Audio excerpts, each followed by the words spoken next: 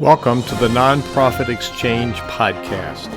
Stories by leaders for leaders to help you raise the bar on your own excellence, to release the potential inside of you.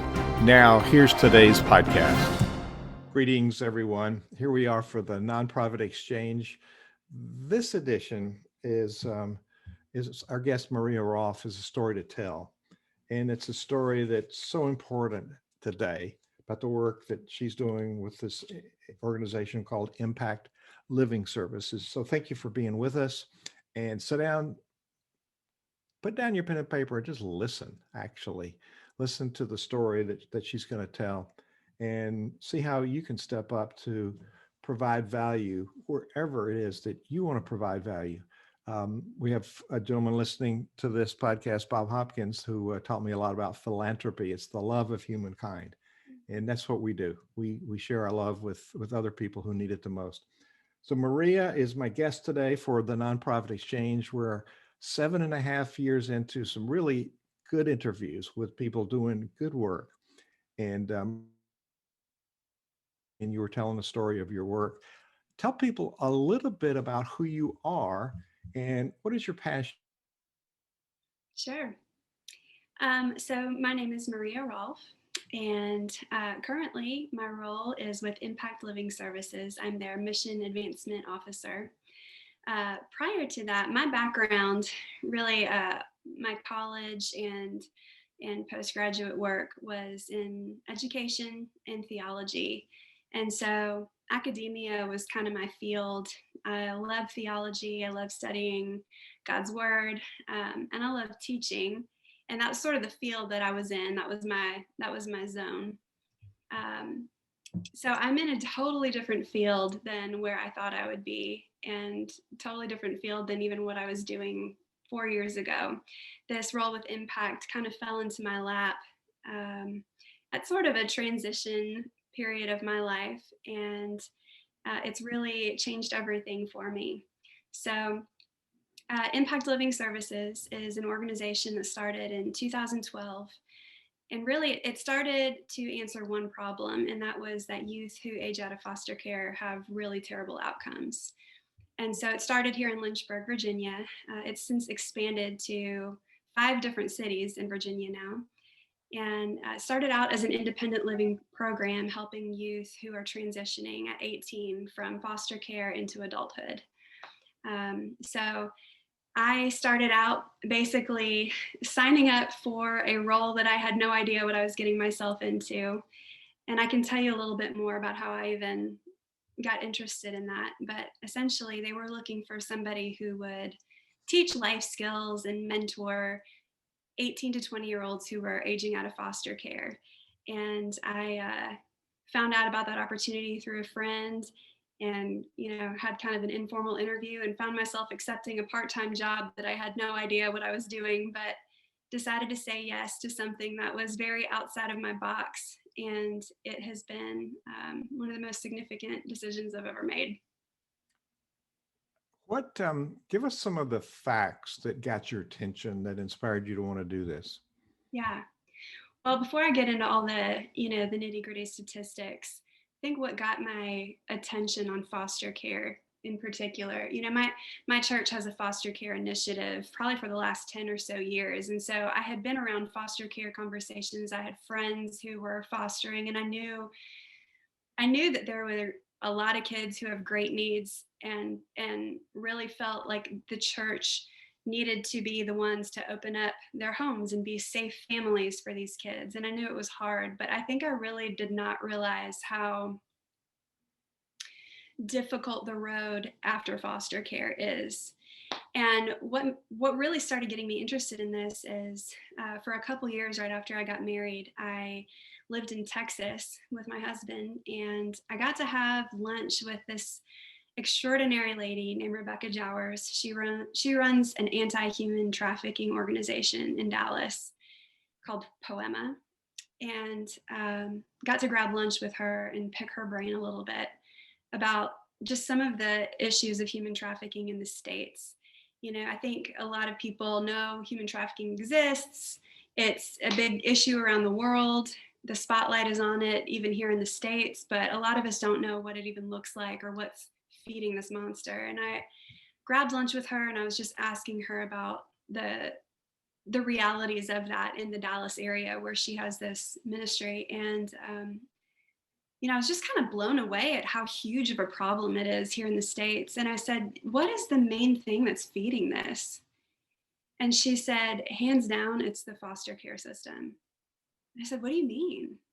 And she said, honestly, Maria, there are more kids than can be kept up with properly, for one.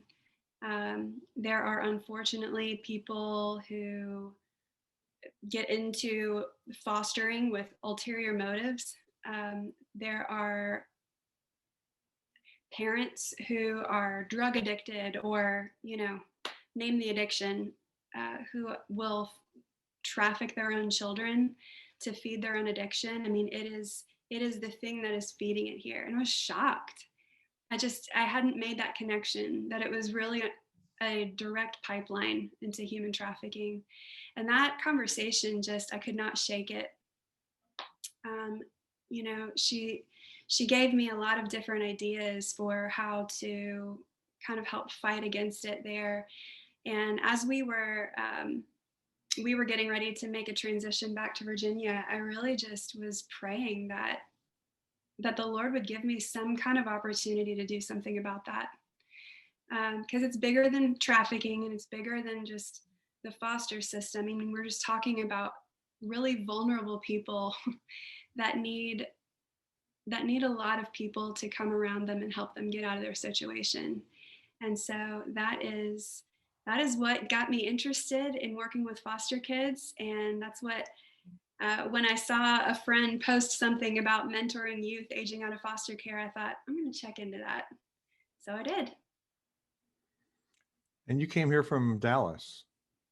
Yeah, originally I was living here in Lynchburg for about 15 or 16 years, and then moved to Dallas when I got married in 2016, lived there for about 2.5 years, and then, Lynchburg just always has a way of calling people back. So, so my husband and I ended up moving back here in 2018. That's when I started working with Impact.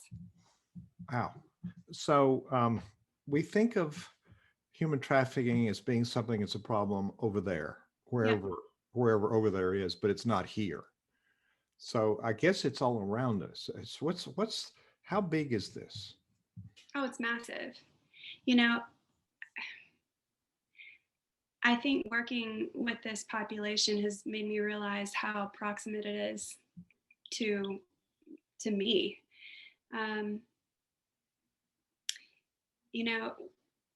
You start working.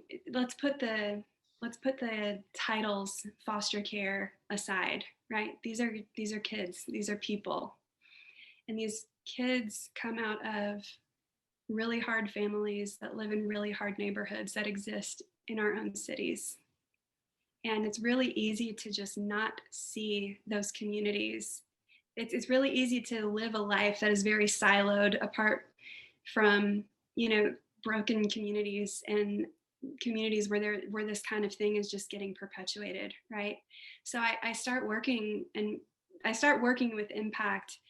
And, at the time we had 10 or 11 youth in our program. And as I'm getting acquainted with them and getting acquainted with their stories, and understanding even where they grew up, which was, 10 minutes from my own home, maybe at most.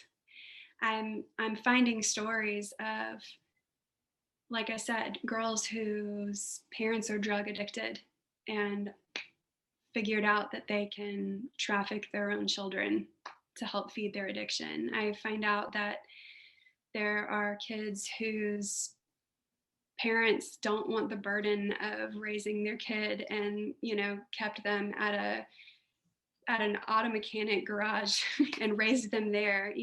Kids who have endured every possible horrific form of abuse known to mankind. And you read through their files, and then you just sit across from them and you see a real person, and you realize that person grew up that way 10 minutes from where you live, and you realize, man, there are issues that I had no idea were so proximate and so prevalent in my own pretty small, comparatively, pretty safe community. You don't see it until you see it, and then you can't stop seeing it. It's everywhere. So So your work probably has several facets, but you mentioned helping the kids learn life skills. Now, are these girls only, or are they boys and girls? oh, boys and girls. Yep, ages 18 to 20 in our independent living program. Okay. And so they don't necessarily get those skills in foster care Right. or in school. Right.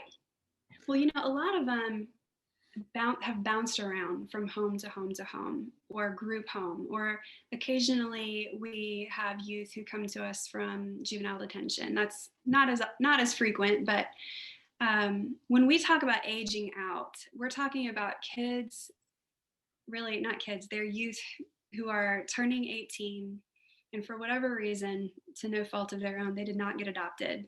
They were taken out of their home because of reasons X, Y, and Z. It was not safe, but they did not get adopted. And they are now aging out. And so most of them have just bounced around from home to home to home, very little consistency.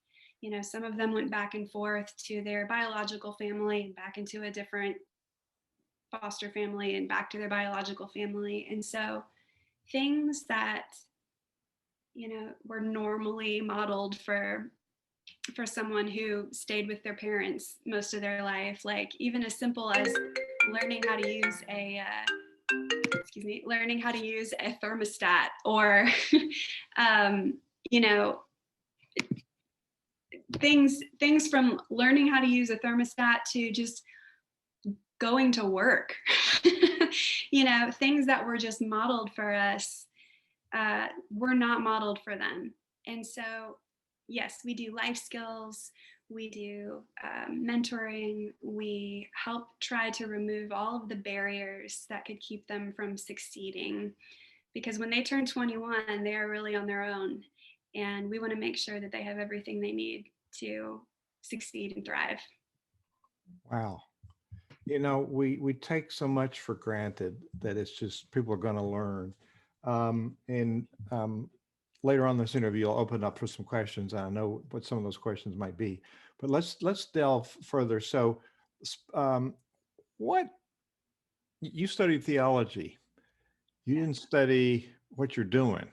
So how did you acquire the Yale? So we have I think a crisis in our nonprofits, in that people are doing things that they really don't know how to do. So the reason we do the show is to help people get inspiration. And how do we transition from where, my degrees are in music. I'm a musical conductor. I was in music ministry for 40 years. So I ran big programs.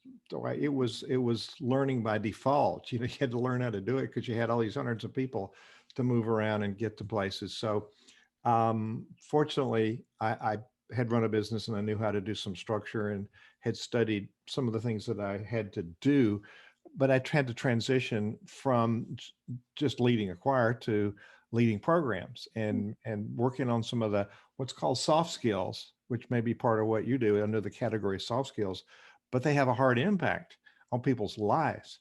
So talk about your journey of personal development and personal growth to be able to work in this different space. Yeah, that's a really great question. Even though my job was in the academic world, my heart has always been for people, because God's heart is for people. And so, if you are any theologian worth the salt, better love people, because God loves people. So my outlet for doing that had mostly been through mentoring and discipling in my local church. And I love discipleship. I love investing in others. I walked through life with a group of kindergarten girls all the way up till they were in high school, because I believe so much in mentorship and life on life.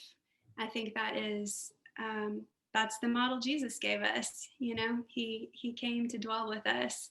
And so that for a lot of reasons was just a big part of who I was, just an expression of who God is. But so all that said, investment in others, I think, was a way that, you know, just a ministry that God gave me to live out my theology. What I didn't realize is that most of my life was, even the parts where I was living that out in mentoring, it was all still within kind of almost a faith-based context, or a church context or a Christian context, which is good. I mean, I think that's not a bad thing, but nothing about my life was touching anybody that grew up radically differently than I did. And nothing about my life was rubbing shoulders with the kind of communities that some of our youth are coming out of. And, you know, I'll tell you what a quick story of what really rattled that whole concept for me. The lunch that I had with Rebecca from Poema, the anti-human trafficking organization, she told me a story about one of the things that they do is courtroom advocacy, right? Because you get these, they find these kids who are coming out of, who are being trafficked, and obviously it's a criminal offense and they've got to go to trial, and it's just more trauma, right? And a lot of these kids who are being found and have been trafficked are just brainwashed and they have nobody. So one of the things that they do is they provide courtroom advocates for these mostly girls, just so that these girls have somebody in the courtroom with them that's on their team, you know, that they can look back and say, that person's got my back, and I can stand up to this person that's been exploiting me. She was telling me this story of, she was basically a courtroom advocate for this girl who'd come out of foster care. And the guy who had been pimping her out, basically, the person who'd been exploiting her was a classmate. He was a boy in her own class who had figured out that this girl was super vulnerable and did not have a whole lot of eyes on her. And he had figured out that she could be sold to people that he knew would pay money. He figured out that he could get away with that and no one would notice. And so she's telling me this story, and the boy in the story, who had basically been her pimp, showed zero remorse for what he had gotten caught doing. You know, the prosecution is there, and the whole time he's got this smug look on his face and is almost kind of proud of what he had accomplished. And, you know, they bring his mom up as a witness, and she kind of almost makes excuses for him. And even when he got his sentence, he just had this smug smirk on his face, like he was proud of the work that he had done. And so Rebecca's telling me this story, and the whole time I'm like getting so angry at this kid. Like I'm hating this boy, you know, for ruining this girl's life and for not even feeling the slightest bit sorry. And, you know, Rebecca tells me he gets 10 or 15 years in jail. And I said, good. I'm so glad he's going to get what he deserves. And I will never, ever forget Rebecca's response, because she looked at me with tears in her eyes. And you got to understand, this woman has seen the absolute worst coming out of human trafficking. I mean, she has seen the worst. So her compassion, I would assume, would be completely centered on this girl who's been victimized by this kid. And she looked at me with tears in her eyes. And her compassion was for that boy who just had his life sentenced to jail. And she said, yes, it is good that justice is served. But the thing is, that boy was mentored by somebody. Like, he didn't just become a pimp because he thought it up. Somebody got in his life and taught him how to do that. Somebody got in his life saw his potential to become that way and mentored him to figure out how to do that to girls like this. And it is so unfortunate that there are more people stepping up to the plate to mentor for that kind of evil than there are people who will open their eyes and see the vulnerable in their own cities and see the vulnerable in their own communities and say, no, not on my watch. Like, I see that boy and I see his leadership potential and I see his charismatic personality and I see the world of good that he could do. And I'm going to get in his life and help him beat the odds, you know? And it blew my mind that mentoring the vulnerable has to come from both ends of that. You know, both the victims and the victimizers need mentors, people that are going to get in their life and say, not on my watch. It's it's a almost a mandate of our faith. We have, I'll point out that we do have a community represented of multiple faiths. We have Muslims, we have Jews and Christians, and most likely some others. But those are the three dominant Abrahamic religions. Yeah. But we do fall short sometimes with our institutions. Some of us, right now, some churches and synagogues, especially, are just trying to stay open, and they're kind of working on their own structure. When I do find that the organizations that are outwardly focused, working to help others and giving, are doing a lot better today. So, how do people of faith, no matter what their faith is, how can we work together? I mean, does Impact Living Services work alone, or do you work in collaboration with other entities? Oh yeah, we are big on collaboration. Yeah, I mean, we want a community around these youth, you know, so it can't just be us and our programming and our staff and then, you know, kick out of the nest. You know, we want people that are going to be in their lives for the long haul. So some of that is on professional levels. You know, we've got professional counselors and we've got, you know, professional mentors and caseworkers. But we collaborate with other nonprofits, other organizations. Um, for instance, we've got another organization here in town that does amazing job of caring for underprivileged or vulnerable, I just say at-risk families.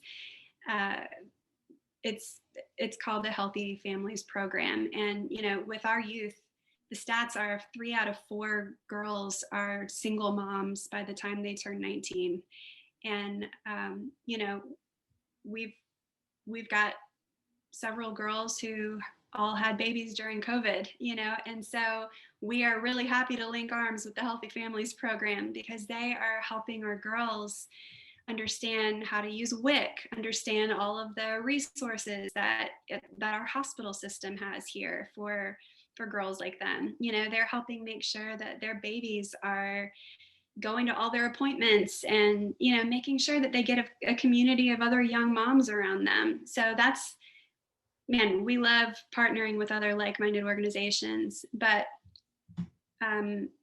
personally, I'm looking for mentors. I'm looking for people who, you know, it is not rocket science to teach a kid life skills, or more importantly, just be their community. You know, you do not have to have a degree in social work to invite a 19-year-old who has grown up bouncing around from home to home to home to come enjoy a meal with you and go to your kid's soccer game, you know, or to spend Christmas with your family, or to, you know, take them out for ice cream. Just be a person that invests in their life and knows their story, and as a person they can call when, you know, they pop their tire in a couple years, or they just need someone to talk to, or, you know, they're on the brink. We need just people who are going to invest in their lives for the long haul. And that can be anybody. Love it. I'm going to do a sponsor moment. Then are you willing to take some questions from people listening? Absolutely. All right, we'll go to our audience and see if they have some questions. So our sponsor is it's a printer, but it's really we publish a magazine, Nonprofit Performance 360 magazine. And our printer is actually a direct mail company, WordSprint, and there are ads in the back here. WordSprint helped us determine that we need to stay in touch with our donors. So most of the income from most nonprofits comes from individual donors. So it really makes sense for us to stay in touch with our tribe, not only our subscriber base, but our subscribers represent those who support our mission and want to help us do it. So there's three pillars that are strong out of 100%, 30%. There's actually four pillars, but the three strong ones, 30% is the right message. 30% is the right frequency. You want to be in touch with people, not too often, but in a regular rhythm, and the right person, right message, right rhythm. 10% is how it looks. Doesn't need to look too fancy like you're spending a lot of money. It's top of mind marketing. So our sponsor is WordSprint. WordSprint is helping us now design some new marketing programs so that we are in touch with a new market that needs to know about our work. So wordsprint.com. Bill Gilmer and his team will have 2.5 million mailings and 20 years of expertise. And they do work for lots of nonprofits, universities, businesses, and they basically help us stay at the top of the mind of people who we know can support us. We give them a reason to support us and to continue supporting us. So wordsprint.com, check it out. And I'm going to let people open their mic and ask you some questions and or make a comment about what you're talking about. And then we're going to come back and talk a little bit more about how the organization runs and what thoughts that you might have for people. Mr. Rash, I see you're on there from in our neighborhood, Maria, down in Bedford. Do you have a question or a comment for our guest today? Oh, I'm just very glad. First of all, hello, and how are you? And I'm very, very happy to hear about the work you're doing locally. And you know, it sort of reminds me also a little of Mitzi Perdue's interview that you had. Yes. But I want to commend you on your work, and just say to you that if there are any young people who come across your institute, your organization, and your desk who are from the local Muslim community who might need the services of our staff, we have a lot of things that we offer through Legacy International globally, but also we also have a World Community Education Center, counselors and mentors and here in Bedford. So I just want to offer that to you and thank you very much for the work you're doing. And I'm not surprised because a lot of our people, start in they get educated in one area and they become controllers or trainers or something else in a totally different area. So this is, as you say, it's a calling from God to bring you to where you have to be most effective in helping people transform their lives. Congratulations. Thank you so much. Thank you. I really appreciate that encouragement. Legacy International does great work with young people around the globe, and not only in Bedford, but certainly in the Commonwealth of Virginia. And speaking of youth and philanthropy and helping, Bob Hopkins was talking today just about young people that he teaches in the local colleges, saying, geez, I really need some help getting a leg up in education. Bob, do you have a question or a comment for the guests? I see your mic is muted. Come on in. Okay, I think I'm here now.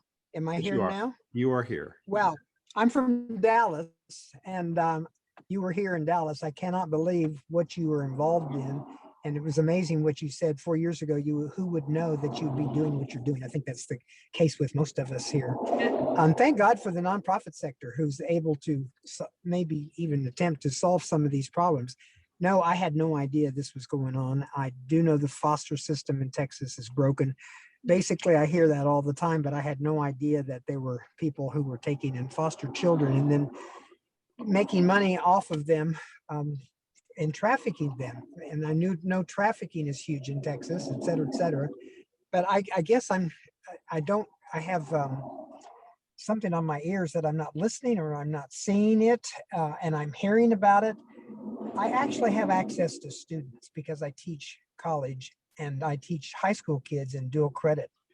What is the message that I can give to them? Obviously, we need a whole bunch of people involved in this topic. And how do we get more people? Can I get high school kids to be involved in this in some way or another by giving them messages of the problem and try to find solutions? Wow, that's a great question. You know, I think you got to cast vision for anybody to really be able to see something that they aren't necessarily inclined to see. And I think you being a professor or teacher puts you in gives you a platform to do that. Since you are in the Dallas area, I highly recommend checking out the Poema Foundation. They are doing amazing work and multifaceted work. So it's a Greek word, Poiema is the foundation. And if you are wanting to have any kind of training specifically for human trafficking, but even as far as like mentoring or courtroom advocacy, learning, I think, especially for younger people, learning the signs, learning what to look for. I mean, the human trafficking thing is a moving target, you know, so you can't ever just learn enough and then you've got it down. So I would say just getting education on what to look for. But I would also say, man, think about foster kids growing up without any consistent family. But imagine how lonely and hard it is to not have consistent friends. And I think as far as younger people go, man, modeling and teaching compassion. You know, principles like these can definitely be instilled in teenagers. And if you can start teaching teens to see the vulnerable in their communities now, man, they are going to be some really influential adults.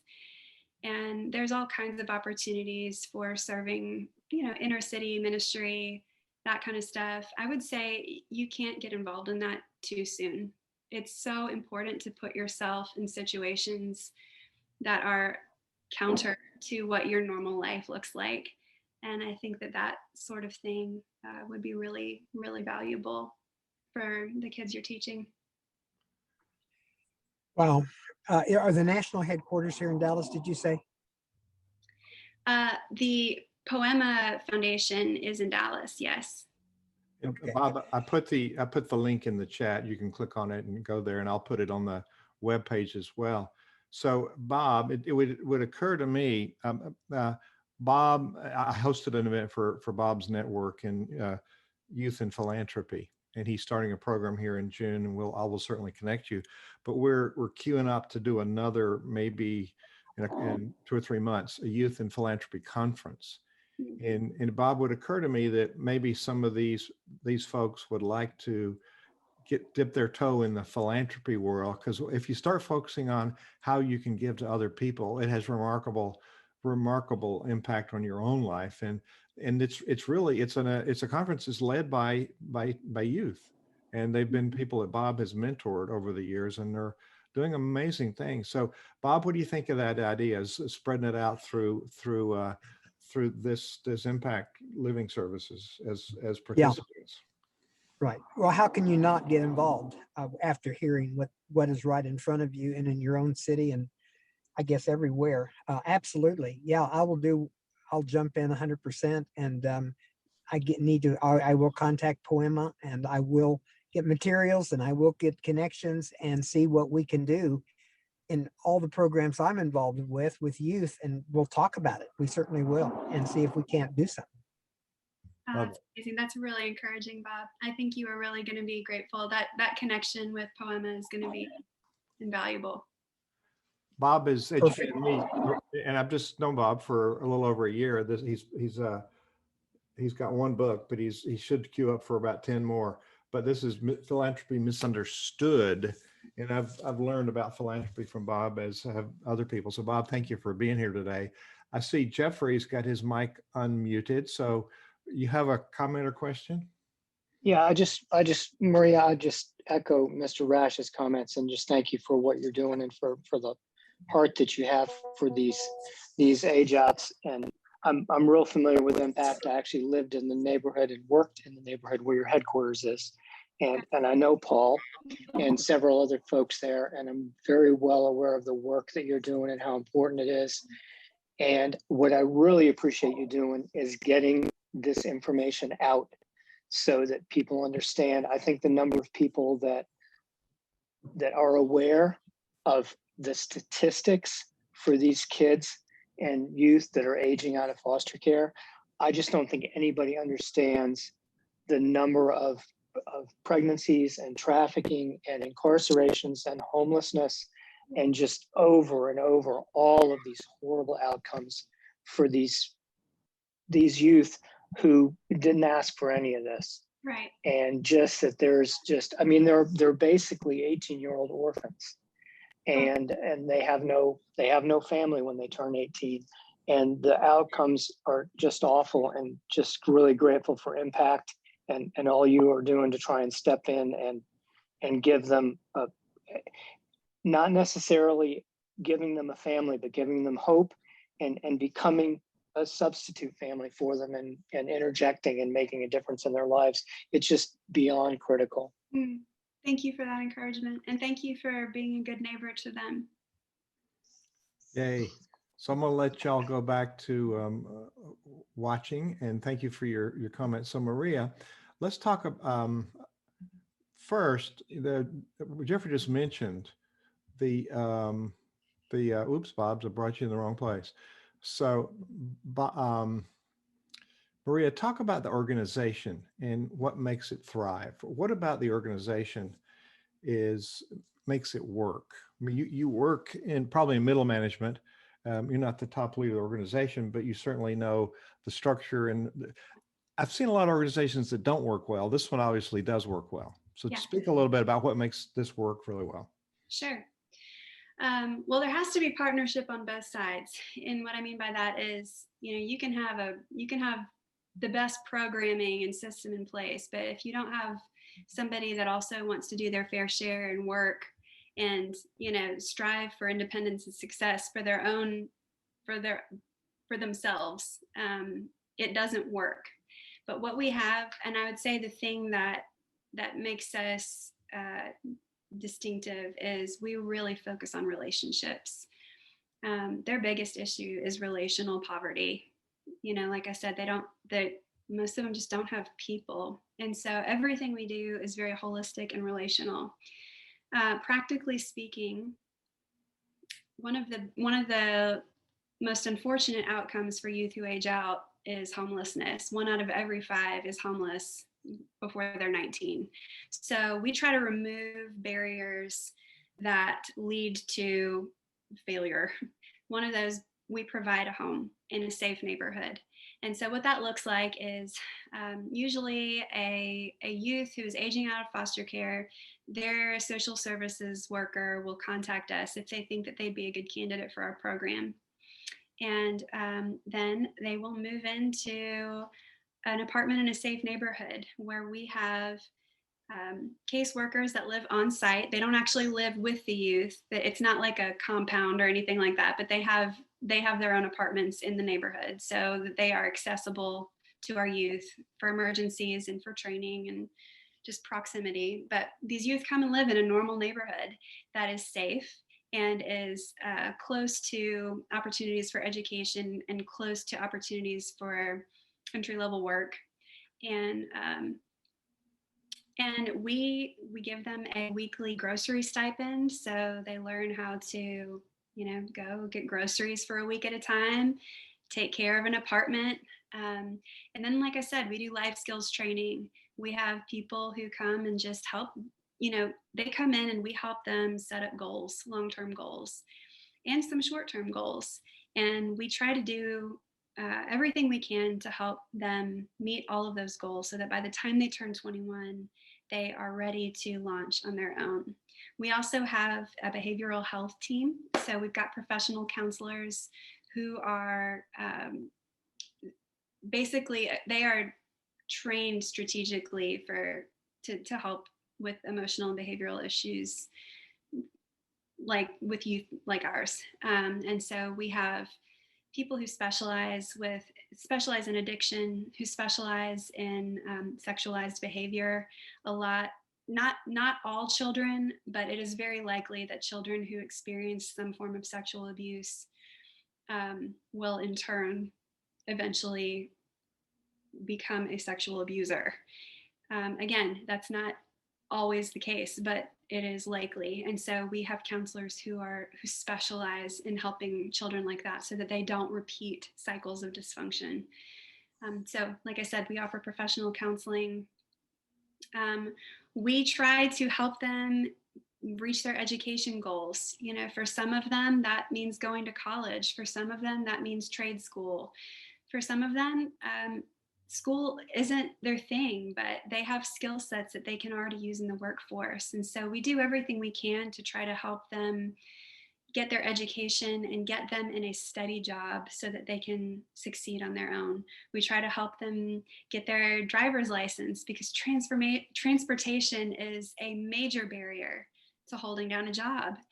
And so, we help them get their driver's licenses. We help them by giving them no interest loans to purchase a car that they can have when they graduate from our program. We just try to remove all of the barriers to success so that they can, when they turn 21, they've got a team of people that are in it for the long haul and know them, love them, are cheering them on, and that they have everything they need to be able to find and live successfully, hold down a job, and move forward from what they were pulled out of when they were children. That is so great. That is so great. So we didn't ever get to any, I know it's a huge problem. Do you want to share some of the statistics with us so we have a feel? And it probably has not gotten better in the last year. That's my guess. I don't know, but I heard you a while back, but some of the hard numbers were just amazing to me, shocking to me. Yeah. 25% are incarcerated within their first year of adulthood. Out of foster care? Yes, those who are aging out. So before they turn 19, 25% of them are incarcerated. Oh, wow. 1 out of every 5 is homeless by the time they're 19. 3 out of 4 girls are pregnant before the age of 21. And by that, I mean usually single moms who don't have stable living conditions. Fewer than 4% graduate from college, and only half are employed by the age of 24. So, conversely, if you develop a relationship with a person in your community who is experiencing homelessness, and you should, because they're your neighbors, the vast majority of them at some point in their childhood were in the system. So, there's just, when you are investing in the life of a foster child or a youth aging out, you are literally changing outcomes, not just for them, but for your city. You are taking on the homelessness issue in your city. You are taking on the unemployment rate in your city. It's bigger than just one kid. It's the outcomes of an entire population, an entire city. So, yeah, the stats are stacked against them. We need a village to come around them to help change those statistics. Absolutely. Absolutely. So Jeffrey says Virginia has the highest percentage of age outs in the U.S. We're the worst. The Commonwealth Virginia is the worst of all of the 50 states. That's quite amazing. And it's not that we're ignorant, but most of us are just doing our day-to-day stuff, and this is invisible to us. So it's fascinating. Over 7 years, we've had many types of guests on the nonprofit exchange, and last week was really hard points, how to be a better leader, or specific things you can do. And this one's heart centered about, here is a story of a nonprofit that's making impact and a particular leader that's in there. And we all need inspiration that, yes, we make a difference. So we have mostly nonprofit leaders listening and clergy, but we're people too. So how do we, as aside from our jobs, but also with our jobs, how does the average person not connected with the foster care system or impact, how does somebody work in a space and make a difference? Yeah, that's a great question. Well, you can become a foster parent, and you can do that through, in any city, you can do that through Department of Social Services. But here in Virginia, we have a foster care placement program through Impact Living Services. So if you are local or you live in Lynchburg, Roanoke, Harrisonburg, Richmond, or Fairfax, we would love to invite you to consider being a foster parent through Impact. We provide a lot of support for our foster families, and there are a lot of kids who need a lot of help. So if any of this has resonated with you and you think you might be able to become a foster parent, please check out our website and find out more, because we need foster parents.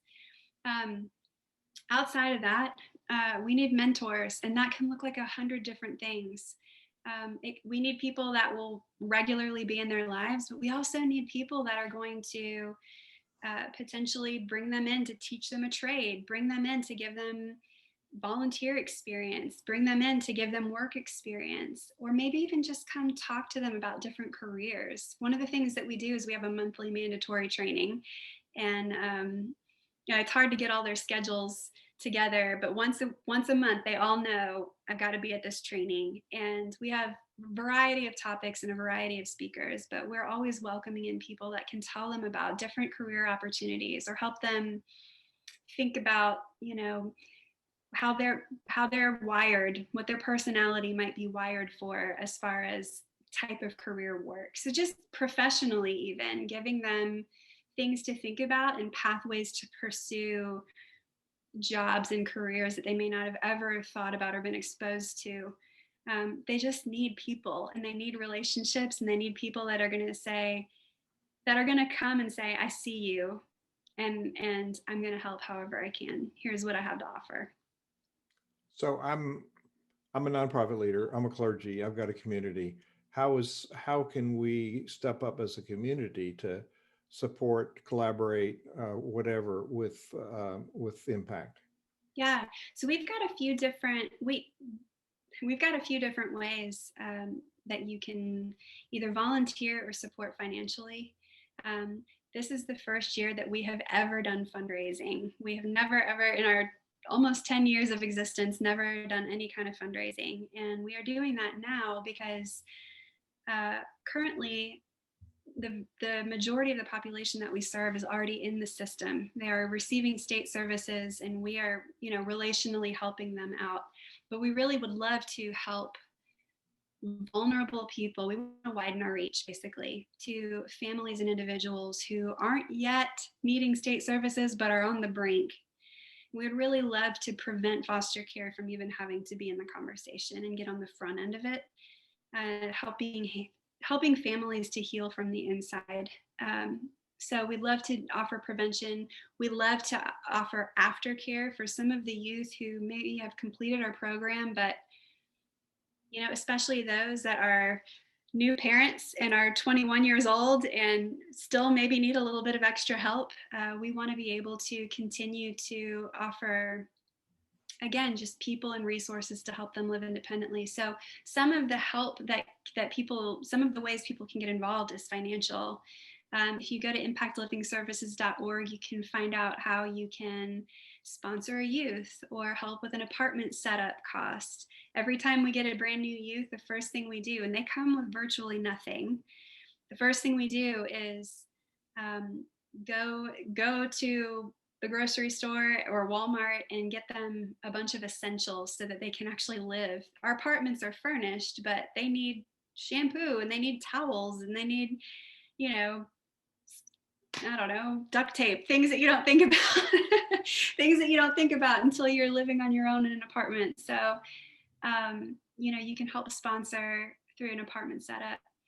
And then, it's got a variety of needs on there, but I would say also just if you are someone that could see yourself mentoring and investing in the lives of these youth, please reach out to me. Please contact me through our website. I would be happy to talk to you and hear a little bit about your own heart and story and figure out how we can get you serving. Yes, yes, yes, yes, yes, yes. So, yeah, Jeffrey says that people who want to foster should do it through your organization. So it's a much better experience working through your organization than the government, maybe. So what we know from Center Vision, helping people define their vision. So from where you sit, what is the vision for impact? You're doing a great job now. What's the vision for the future? Can you share that? Yeah. Well, I think a little bit of what I just said, where we are wanting to widen our reach. When every system, the foster care system is broken. You hear that all the time. And I'll say that my husband and I just became certified foster parents through our local Lynchburg DSS. And I will say, man, what an extraordinary team of people. The training we received, the heart of the social workers, man, it is a broken system, but there are so many people who are doing everything they can to try to help these families. So I say all that to say, it is a broken system, and every system is going to be broken to an extent. We want to get in front of the system, and as much as we are capable of doing, and we believe in family, and we believe in relationships, and so if we can get on the front of the system needing to get involved, then that would be a huge win. If we can prevent these statistics from even becoming a potential, that would be a huge win. If we can help just families that are on the brink stay together because they had people getting into their lives and seeing them and helping meeting some of those needs and helping them to learn interdependence and then independence before the state has to come in, man, that would change the community. Really good vision. So thank you for being our guest today. It's important work, and more people need to know about this kind of work, because if you look at the news, you get really discouraged. And getting out in front of the problem, getting out in front of the system. We've been able to rethink systems in the pandemic, and that's probably one of the blessings. I see churches reinventing church, and they figured out we shouldn't have been doing this stuff anyway. So now that we haven't done it, now we're going to do things that are critical and are so important. And we're not having to put energy into things that aren't productive and maybe aren't our primary calling. So it's been a good time to rethink things. And there's no going back to what it was, no normal, whatever normal means. But it's a good chance to be aggressive and assertive and move into a new space. And I commend you. It looks like you've worked through this whole pandemic and stayed strong and stayed relevant and maintained the work. And I know that it's a big problem out there, and I know that you're making a difference. You, singular, and you, plural. Our language is insufficient sometimes. So it's important impact. So what do you want to leave people with today? A final thought. I would say don't be afraid. I think the foster care world scares a lot of people. But I just want to say there are a lot of people, there are a lot of neighbors that you have that just need a lot of help getting through the day. And God absolutely can use you to help bring transformation to another person's life. And to trust him with that, and ask him for an opportunity to to do just that. That's how I ended up at Impact, through prayers and God just dropping the most unexpected gift in my lap. And it's radically changed my life. And I am excited to encourage you all to ask that same kind of prayer of God. I think you'll be surprised how he answers. Open up your mind. There's opportunity. Be aware of the call. Thank you Yeah. for sharing your heart today. Thank you. You take care.